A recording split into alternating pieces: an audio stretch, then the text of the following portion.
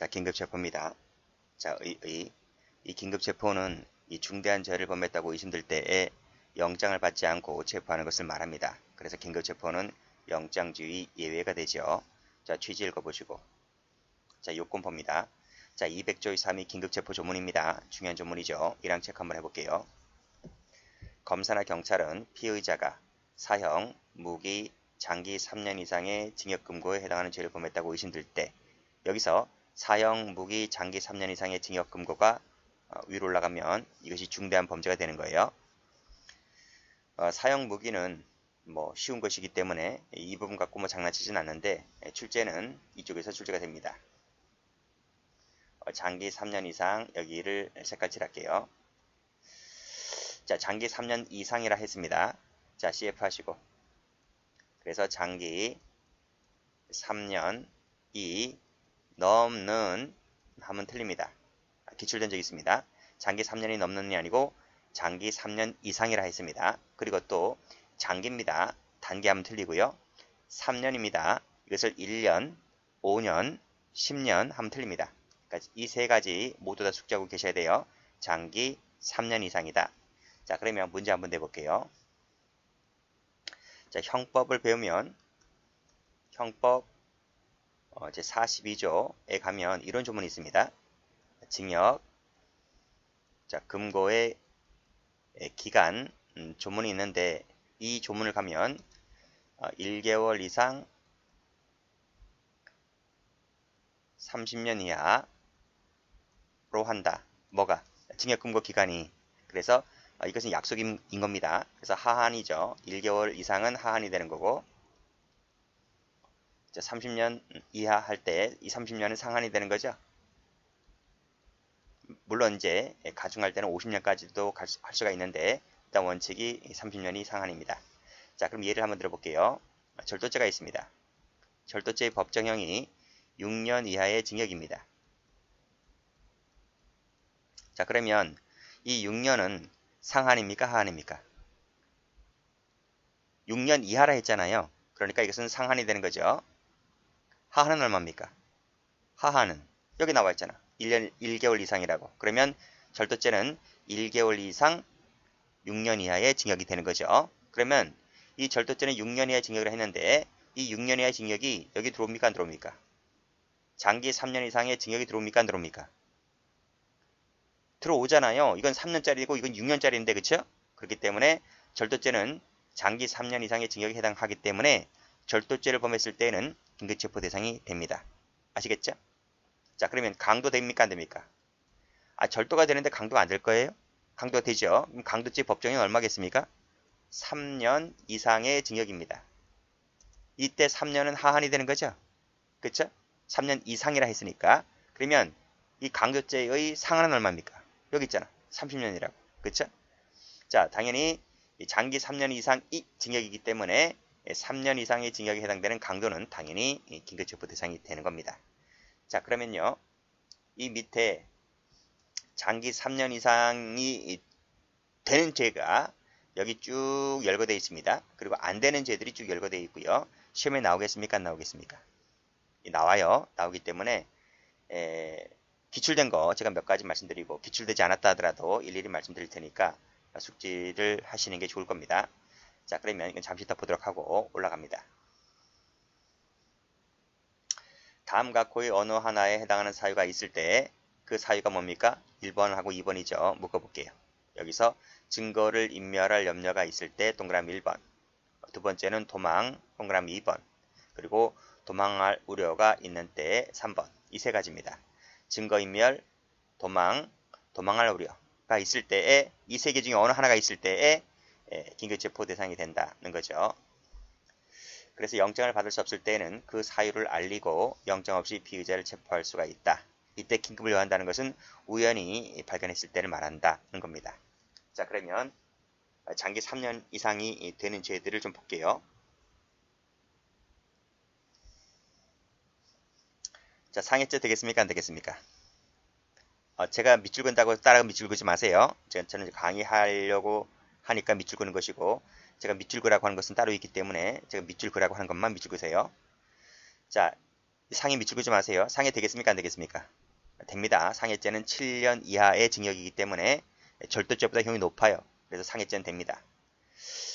폭행죄 되겠습니까? 안 되겠습니까? 우리 형법 시간에 상해 배우고 바로 이제 폭행을 배우잖아요. 폭행 되겠습니까? 안 되겠습니까? 폭행 안 됩니다. 폭행은 2년 이하의 징역이기 때문에 폭행은 긴급체포 대상이 되지를 않습니다. 이거 기출된 적 있습니다. 이거 밑줄 쫙 그세요. 자, 협박 되겠습니까? 안 되겠습니까? 예? 이거 될 것 같습니까? 안 될 것 같습니까? 우리 형법 시간에 보면 폭행죄하고 협박죄를 비교하는 도표가 나옵니다. 제책이 있습니다. 협박 됩니다. 협박은 3년 이하의 징역입니다. 3년 이하이기 때문에 3년이 겹치잖아요. 여기도 3년이고 여기도 3년이기 때문에 겹쳐요. 그래서 협박죄는 긴급체포 대상이 됩니다. 자, 과실치사상 되겠습니까? 안 되겠습니까? 과실치사상 되겠습니까? 안 되겠습니까? 자, 과실치사를 하더라도 안 됩니다. 왜냐하면 이 형법 시간에 배우는데 과실치사상죄는 2년 이하의 금고입니다. 금고. 그래서 3년짜리가 안 되기 때문에 단순 과실범은 긴급체포 대상이 되지를 않습니다. 그런데 이 치사상이 업무상 과실이 되잖아요. 그러면 이거 됩니다. 이거 5년 이하짜리입니다. 형이 좀 높아요. 5년 이하의 징역 금고, 5년 이하의 금고죠. 이기 때문에 요거 업무상 과실치사상죄는 긴급체포 대상이 됩니다. 그래서 여러분이 개인 자가용을 몰고 운전하다가 사람을 치잖아요. 그게 업무상 과실이잖아요. 그럼 그래서 사람이 죽거나 다쳤을 때는 그 운전자는 긴급체포 대상이 됩니다. 근데 단순 과실은 안 됩니다.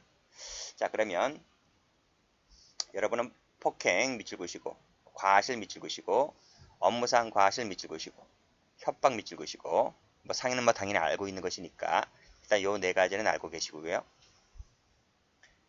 자, 그 다음. 자, 명예훼손 되겠습니까? 안 되겠습니까?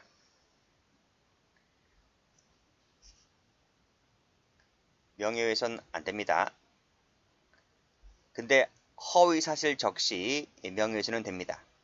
그러면 이 형법 배우신 분들은 이게 307조 1항이잖아요. 이건 307조 2항이 되는 거고요. 그래서 허위로 사실 적시해서 명예훼손 했을 때는 형이 더 높아요. 이 진실을 적시한 것보다는. 그래서 허위사실 적시는 5년 이하 징역으로서 이거 됩니다. 출판물은 전파성이 강하죠. 그렇기 때문에 이거 3년 이하의 징역으로서 이거 됩니다. 근데 단순 명예훼손, 사자 명예훼손 이거 안 됩니다. 사자 명예훼손 이게 2년 이하인가 1년 이하인가 그럴 거예요. 그래서 사자 안 됩니다. 자, 이 모욕죄가 최근에 승진시험에 나왔죠? 모욕죄 나왔습니다. 모욕죄는 1년 이하의 징역으로서 긴급체포 대상이 되지를 않습니다. 다시 한번 정리합니다. 자, 아무런 말이 없는 명예훼손은 진실 적시한 겁니다. 진실 적시한 부분은 안 됩니다. 그러나 허위사실 적시한 부분은 됩니다. 출판물은 전파성이 강하기 때문에 고도의 전파성을 갖고 있기 때문에 출판물은 됩니다. 그리고 사자 명예훼손은 되지를 않습니다. 그리고 모욕죄는 피해법이 경미하기 때문에 모욕죄는 긴급체포 대상이 되지를 않습니다. 이 모욕죄는 승진시험에 출제가 되었다고 말씀드렸습니다.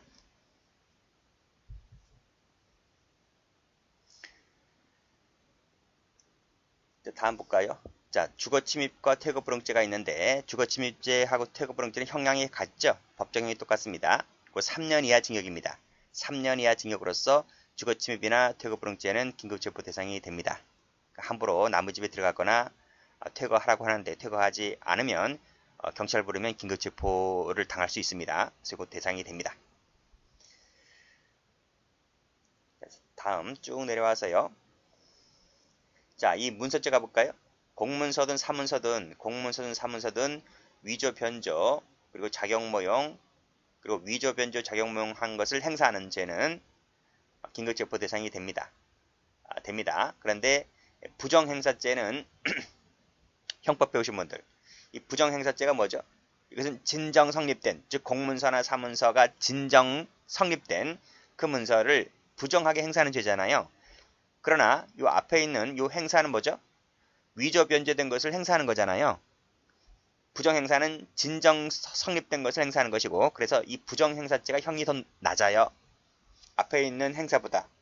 그래서 이 지정행사죄는 2년 이하의 징역으로서 긴급체포 대상이 되지를 않습니다. 그러나 위조 변조 자격모용 한 것을 행사하는 것은 긴급체포 대상이 됩니다. 자, 도박 가볼까요? 도박. 자, 도박 기출된 적이 있는데요. 도박은 긴급체포 대상이 되지를 않습니다. 그러나 이 상습 도박이 되는 거죠. 상습 도박이 되면 긴급체포 대상이 됩니다. 경찰한테 잡히면 다 끌려갑니다. 하우스에서 이 도박을 하면 대부분 다 상습범으로 몰리죠. 그래서 긴급체포 대상이 됩니다. 물론 이제 하우스를 빌려준 사람들 있죠. 이 장소 도박 장소 개설한 자들도 마찬가지입니다. 똑같이 긴급체포 대상이 됩니다. 그러나 단순 도박은 되지 않습니다. 도주 될까요? 도주 안 됩니다. 도주는 1년 이하입니다. 1년 이하의 징역으로서 도주죄는 긴급체포 대상이 되지를 않습니다. 우리 인간은 사회적 동물이잖아요. 그래서 갇혀있는 공간을 싫어합니다. 그래서 인간의 본능이기 때문에 도주하고 싶은 마음이 굴뚝 같죠. 그래서 도주죄는 형이 아주 낮아요. 일부 서구의 어떤 국가들은 도주죄 자체를 처벌하지 않는 국가도 있어요. 자, 도주죄는 형이 낮기 때문에 긴급체포 대상이 되지를 않지만 이건 단순 도주일 땐 그렇고요. 특수 도주일 때는 형이 높아져요. 그래서 특수 도주일 때는 긴급체포 대상이 됩니다. 그리고 그 도주, 자기는 도주하지 않으면서 도주하도록 도와주는 애들 있지? 이 원조죄입니다. 원조죄는 10년 이하의 징역입니다. 그래서 형이 아주 높아요. 단순 도주는 1년짜리인데 도주 원조는 10년짜리니까 당연히 긴급체포 대상이 됩니다. 자, 그러면 다시 한번 정리할까요? 자, 도박은 안 되는데 상습 도박은 된다. 그리고 장소, 하우스 빌려준 놈 된다. 자, 도주는 안 되지만, 단순 도주는 안 되지만 특수는 되고요. 그리고 자기는 도망가지 않으면서 남 도주하도록 도와준 놈 된다. 자, 됐죠? 그 정도에서 그치시면 돼요. 그 다음 성폭력 처벌법 관련된 조문 좀 보도록 할게요. 자, 업무상 위력 등에 의한 추행인데요. 이것이 2018년도에 개정이 됐습니다. 개정이 되어서 형이 높아졌죠. 그래서 업무상 위력에 의한 추행은 3년 이하의 징역으로서 이것은 긴급체포 대상이 됩니다. 그리고 공중밀집장소 추행 있죠. 지하철이지, 지하철. 지하철에서 여자 엉덩이 만지면 이제 바로 경찰 부릅니다. 경찰한테 잡혀서 그 즉시 끌려갑니다. 그래서 이거 긴급체포 대상이 됩니다. 이것도 과거에 안 됐었어요. 공중밀집장소 추행이 안 되었었는데 2020년도에 개정이 되면서 찜질방이라든지 지하철에서 추행하면 경찰 부르면 그 즉시 수갑 채워가지고 들려갑니다. 그래서 긴급체포 대상이 됩니다. 카메라 될까요? 안 될까요? 카메라 이거 7년짜리입니다. 그래서 이거 됩니다. 그래서 성폭력 처벌법 이것도 좀 기억을 해 두셔야 되는데 업무상 위력에 의한 추행 그렇죠? 직장 상사가 부하 여직원을 추행하는 거 있죠? 그리고 찜질방 그 다음에 지하철과 같은 공중밀집장소에서의 추행 카메라 촬영 이런 죄들은 성폭력 처벌법상에 열거된 이런 죄들은 긴급체포 대상이 된다. 근데 성폭력 처벌법이라도 다 되는 게 아니고요. 안 되는 것도 있어요. 통신 매체를 이용한 음란행위 이거 아직까지는 안 됩니다. 요것이 한번 적어보세요. 요거 2년 이하짜리입니다. 2년 이하짜리라서 아직은 안 됩니다. 이것도 나중에 언제 바뀔지 몰라요. 이 왼쪽에 있었던 이런 죄들도 다 개정이 되어서 이제 대상이 된 것이지 개정되기 전에는 이것도 원래 안 되었었던 것이거든요. 그래서 아직까지 현행법상으로는 통신매체를 이용한 음란행위는 아직까지는 안 된다. 자, 성적 목적을 위한 다중이용장소 침입행위 있죠? 이 다중이용장소라고 하는 것은 뭐 여러 가지가 있잖아요. 그렇죠?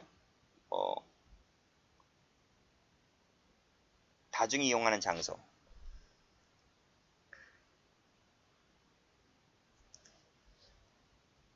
마땅히 생각이 안 나네요. 근데 어쨌든 성적 목적을 위해서 다중 이용하는 장소에 침입한 거 아직까지도 안 됩니다. 이거 1년 이하짜리입니다.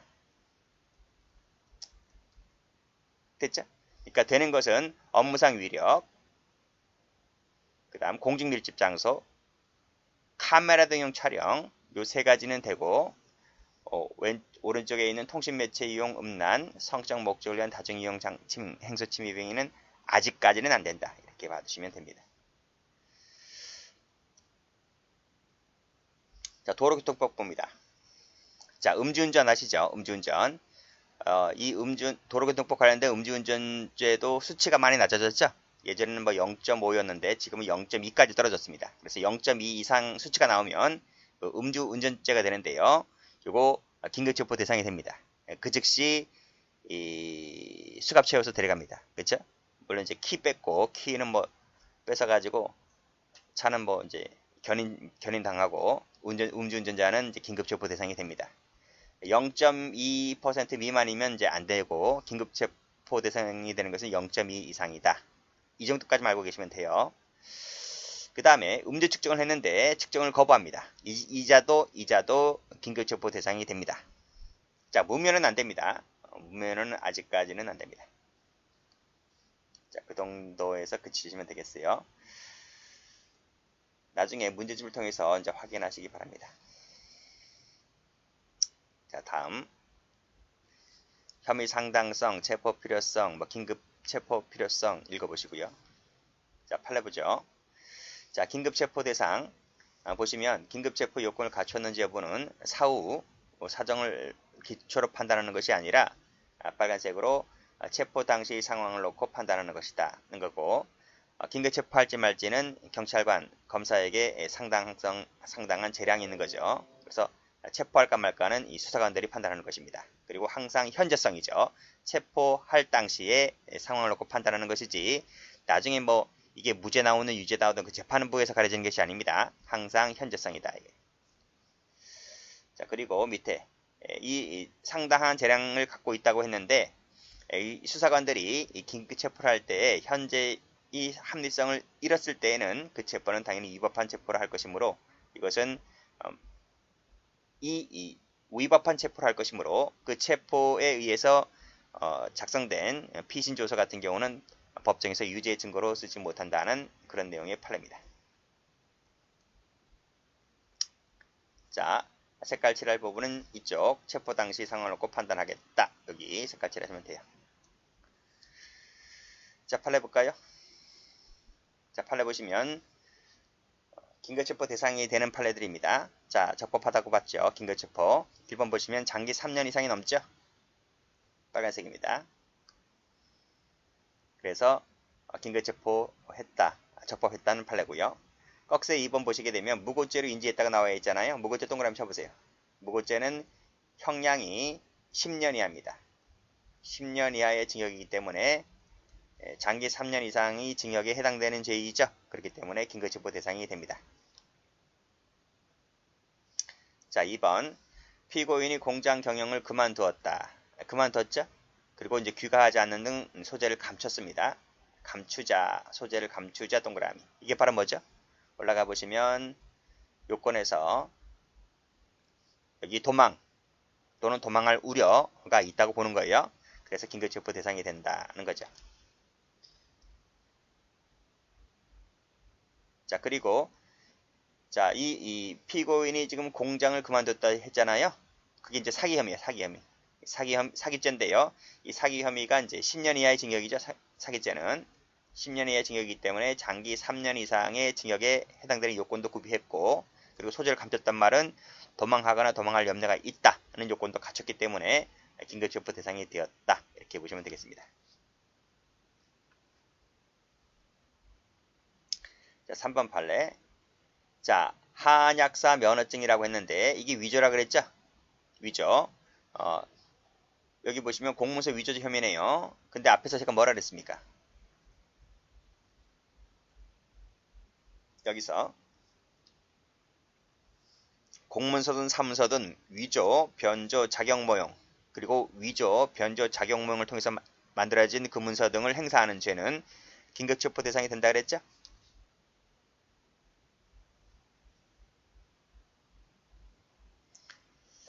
자, 그렇게 보시고, 자, 안 되는 판례들. 자진 출석한 변호사 사무장을 합리적 근거 없이 긴급 체포하였다. 자, 합리적 근거 없이라 그랬습니다. 이게 바로 뭐야? 자, 올라가 보시면 이거죠. 현저히 합리성을 잃었다는 겁니다. 잃었다 세무 쳐보세요. 잃었다면 그 체포는 위법한 체포가 되는 것이고 피신조서 역시 마찬가지로 유죄 증거로 쓸 수가 없다는 내용의 판례가 되는 거죠. 자, 그런 내용입니다.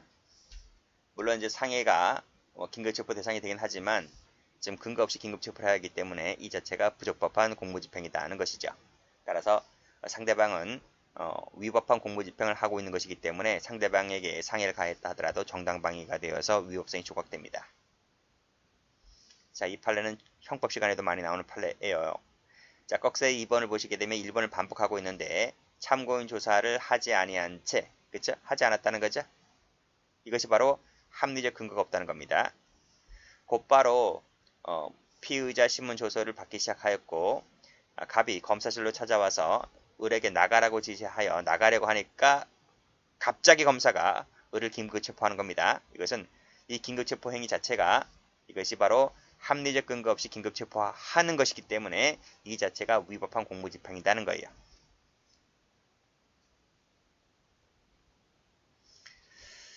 자, 2번. 2번을 보면 부장검사 부속실에서 대기하고 있다 했잖아요. 그치? 자, 그 다음도 보시면 4번 판례 보시게 되면 농장에서 기다리고 있을 테니까 기다리고 있다고 했잖아요. 그러면 긴급체포 요건 중에서 뭐가 없는 거야? 도망하거나 도망 또는 도망할 우려가 없는 거잖아요. 그렇기 때문에 긴급체포 요건을 갖추지 못했다는 겁니다. 됐고, 자, 그리고 3번 판례 볼까요? 3번 판례 보시면 자, 3번 판례도 작년에 경찰 2차 시험에 나왔는데요. 자, 필로폰 투약한다는 제보를 받은 경찰관이 주거지에 피고인이 살고 있는 등 정확성을 사전에 확인한 후에 피고인이 주거지를 방문하였다가 현관에서 담배를 피우고 있는 이 피고인을 발견하게 됩니다. 그래서 사진 찍어가지고 사진을 보내죠. 그래서 이 친구가 맞느냐라고 하니까 맞다는 거야. 그래서 이제 신원을 확인했습니다. 그리고 이제 이 사람이 주거지도 확인했고요. 주거지도 확인했고 신원도 확인했고요. 자, 그래서 이제 이 사람을 어떻게 끌고 나오려고 하는 거죠. 그렇죠? 그래서 이제 전화를 때리니까 뭐 접촉 사고 났는데 나오라고 하니까 이 사람이 안 나옵니다. 그래서 이 경찰관들이 강제로 문 따고 들어가는 거죠. 문 따고 들어가서 긴급체포하였는데 이 강제로 문 따고 들어가서 긴급체포한 것이 적법한 공무집행이냐라고 하는 것입니다. 판례가 뭐라 그래요? 판례가 긴급체포 대상이 안 된다는 거죠. 왜냐하면 지금 이 피고인의 주거지 확보됐고 그리고 이제 사진 찍어서 확인했으니까 이 사람 신원도 확인됐고 그리고 지금 이 사람이 담배를 피우고 있는 것이지 지금 뭐 파쇄기 돌려가지고 문서를 증거인멸하고 있는 상황이 아니었잖아요. 그쵸? 그렇기 때문에 긴급체포 요건이 안 된다. 물론 필로폰 투약했으니까 장기 3년 이상의 징역은 해당하겠지만 그 하나밖에 충족 못하는 겁니다. 그 외에 긴급체포가 더 요구하는 증거인멸 우려, 도망할 염려 이 요건을 못 갖추고 있는 거야. 그렇기 때문에 긴급체포한 것은 부적법하다 라는 내용의 판례입니다. 여기다 세무 쳐볼게요. 두 줄짜리를 하나로 세무 치시면 됩니다. 자, 담배를 피우고 있다. 여기가 이것이 뭐예요? 증거인멸,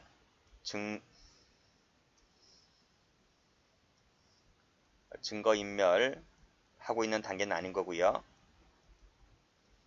그쵸?